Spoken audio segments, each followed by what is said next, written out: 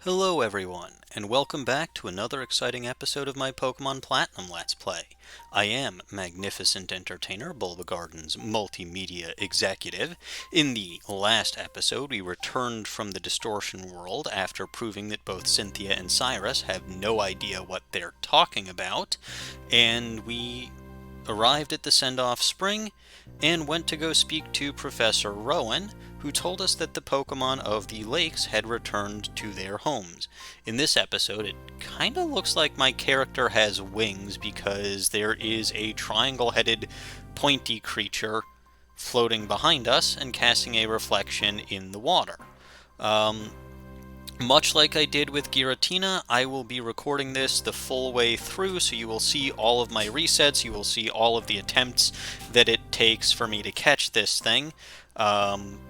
And the only difference is I'm not going to set a cap on it, so even if this does exceed an hour, I'm not going to stop recording, because I know as soon as I stop recording and reset everything, I'm going to catch it in my first attempt with my first Pokeball again, just like I did last time.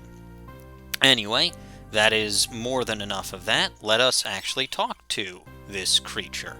Cute. And here we go. We're facing off against Azelf here in the Valor Cavern. It is level 50 with the move Swift, Uproar, Future Sight, and Nasty Plot, and the ability Levitate. Alright, let's actually try out that Quick Ball. I don't think it's gonna work, but I left myself a note to use it, and gosh darn, I'm going to use it. I will actually be very upset if this catches. Okay. Because that would have been the shortest episode ever.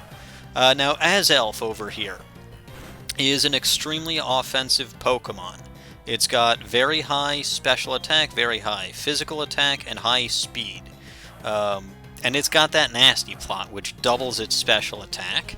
My plan here is to use Masquerose to Stun Spore and paralyze it, and then we're going to weaken it down and, see if we can't try to catch it. As with Giratina, this area is a cave, so the Dusk Ball is your best option. And my strategy, I guess, moving forward is, I'll let Masquerose out here as long as Masquerose can stick around, but the actual star player for walling this thing is going to be... Whoa, I don't think I meant to do quite that, but it works. The star player for walling this thing is going to actually be Grim, because I don't have to worry about the PP for this thing as much as I did for Giratina, and yeah, and so pressure's not going to bother me as much, and Spiritomb is immune to both Swift and Uproar. Unfortunately, this is before Future Sight is considered to do Psychic-type damage, so it is not immune to Future Sight, but still, that makes it immune to 2 out of 3 of the offensive moves on this thing. Let's try a Pokeball. I'm starting out with the oddballs because it's still fairly early on. I want to try to have a little fun with this, kind of like last time, but it'll probably just devolve at some point into me simply using Dusk Balls, because everybody's getting sick of this. Try the Heal Ball. Why not? But yeah, be a little goofy off the bat. Don't catch. Are you kidding me? Are you kidding me? Wow, okay, and I thought my capture of Giratina after the reset was short. Okay, that's pretty ridiculous.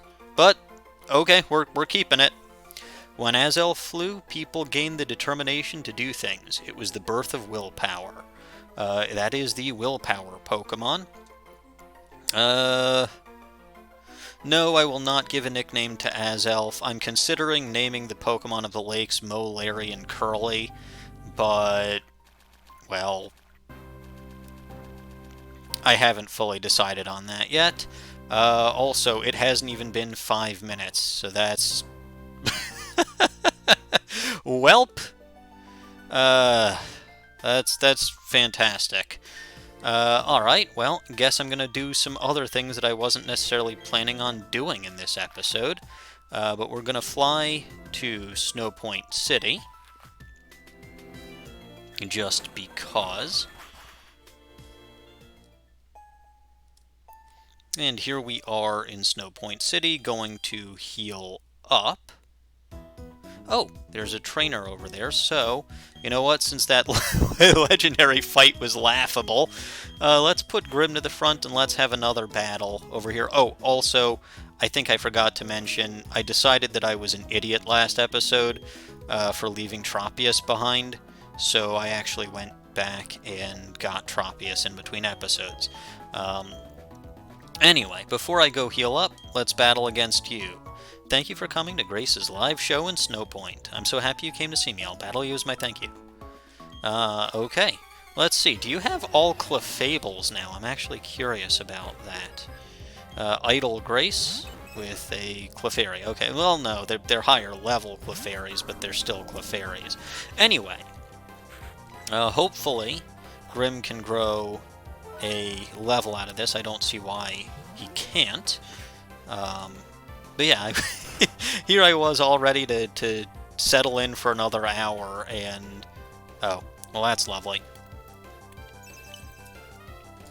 Yeah, here I was all ready to settle in for another hour-long video, and I catch the Pokemon in less than 5 minutes. Oh boy. I mean, this is the advantage and the disadvantage of doing what I'm doing. You know, I never know exactly how long it's going to take, so I could end up having an episode that's like 2 minutes long. Well, but yeah, I was trying to goof around and be silly, but turns out, well, it turns out that I wasn't being so silly after all. Alright, Feint Attack, and I believe this will allow me to grow a level. I hope. Yes, good. Level 49. And Grim wants to learn the move Dark Pulse. Yes! Yes, we will. We'll get rid of Feint Attack for that. Feint Attack is 60 power and physical. Dark Pulse, I believe, is 80 power and is special. Grim, if you'll recall, has a modest nature. So I've kind of been looking for the opportunity to get more special moves onto Grim. The only reason that looks bad is because that Clefairy has a light screen still up. Oh, the attack rose from Meteor Mash. But yeah, see, light screen is down, so we'll Dark Pulse it again. And this should take care of it with no difficulties. But yeah, I've been excited to get Dark Pulse on Grim for a while. I just didn't actually bother leveling it up one more time. Don't remember how or why I came to that particular junction, and that Quick Claw just keeps on activating. But yeah, this should one-hit KO, I hope. Because it's higher. No, it doesn't. Well, that's just horrible. Maybe Clefairy is more physically defensive than... No, specially defensive than physically. Well, it doesn't matter. Dark Pulse is still a better move for Grim because of Grim's modest nature and because of the increased power of the move. Anyway, that was certainly something. To a crowd of none. Wow, so you had nobody here at your... Wow, okay. And I thought it was sad that I captured a legendary Pokemon in less than 5 minutes. But yeah, I mean, my strategy for that would have been to just put in Grim if Masquerose even fainted, but it never actually came to that. Anyway, we're going to do a couple of more things here in Snowpoint City. Move Pokemon. We're going to actually take this Medicham and switch it with Tropius. I suppose while we're here, let's take a look at our Azelf summary. Yeah, caught it in that heal ball. I guess Giratina didn't want to go in the heal ball, but Azelf did. Timid nature. So that increases speed. I forget if that decreases attack or special attack. But I'm guessing that decreases attack, considering that massive disparity between attack and special attack. But its special attack didn't seem to be doing all that much. I don't know. Yeah, here's its stats. Of course, it's got that levitate ability. Timid nature, I would think, is good for it, but you know, maybe something more like a defense-lowering nature with a increased speed. But yeah, Swift, Uproar, Future Sight, Nasty Plot. I think next level it gets Extra Sensory, but if you wanted to actually get Psychic on this thing, you're not going to get that by level up. You'd have to use your TM on it, which is kind of weird, but that's beside the point. That's Azelf. Very disappointing, but oh well. We're already here in Snowpoint City. Let's actually trade that Medicham for the Haunter. I could have done this off screen, but I decided not to because I don't like coming here unless I have to. Anyway, going here.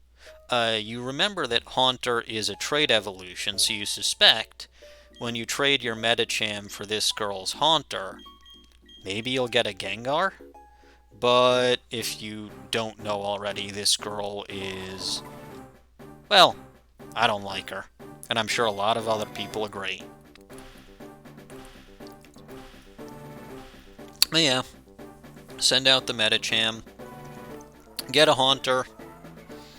You'd think instant Gengar, but, well, unfortunately, that's not going to be the case. You know, at least with the Abra for the Machop and Chatot for the Buizel, you know, both of those, even if you weren't going to use the Pokemon, both of those were extremely useful for the item that came equipped with that. You got the Oranberry with the Abra, you got the Lepa Berry with the Chatot. Haha, did my Haunter turn into something else? Just kidding. I made it hold something that prevents it from evolving. Please treat my Haunter nicely. I'll be good to your Medicham too. You! I don't like you. But yeah, Haunter is supposed to evolve to Gengar when traded, but this lady gave Gaspar the Haunter an Everstone. So if you wanted to get a Gengar, too bad, you're not getting a free Gengar, which is weird. I mean, again, they have Steelix in the wild, which it's normally a trait evolution with an item. They've got Steelix in the wild, but they won't even give you that free Gengar from an in-game trade. It's just, it's so ridiculous, and it seems so arbitrary. Anyway, move Pokemon. I'm gonna bring back the one and only Dr. Doof.